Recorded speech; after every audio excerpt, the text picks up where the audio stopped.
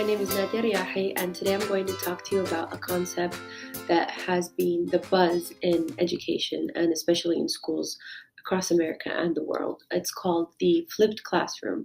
Now, what is the flipped classroom? Basically, it is taking the traditional class that you already do in your class, which is a lecture, giving them, the concept that you're teaching them, and then they go home and they do their homework on that topic.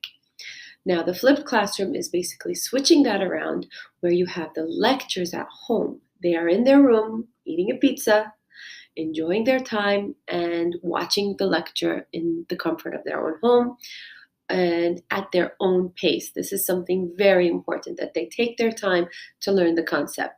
Some lectures are boring. Some teachers kind of don't know how to get the flow of the teaching method. So finding lectures online or finding ways to convey the concept to your students is something that they can do on their own time at home. If they don't like your lecture, they can always Google. Google's there, and they can find ways to understand the concept. Once they're done with that, they go to class, and here's when the actual learning takes place.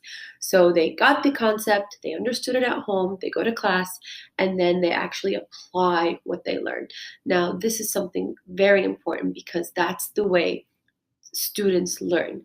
They learn when they actually apply what they're doing in the classroom. So it's going to be in a form of activity, it can be in a form of a workshop, it can be in the form of anything that you're actually trying to convey to them. The great thing about flipping the classroom is that you can really work on differentiation. So it's basically, this student is really good, he knows the concept in this math concept, so you can give him a harder challenge, whereas this other student is having kind of more difficulty understanding the topic, so you need to work with this student one-on-one. There are pros and cons to this type of classroom, but the cons, I think, are not as much as the pros. I believe that it helps with differentiation. It helps the learner learn at their own pace, which is very important.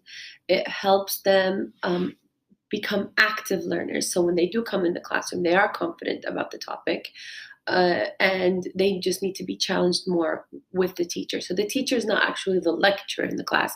The teacher is the facilitator. The teacher is the one who guides the learners. And I believe that this is why it's an important part of teaching.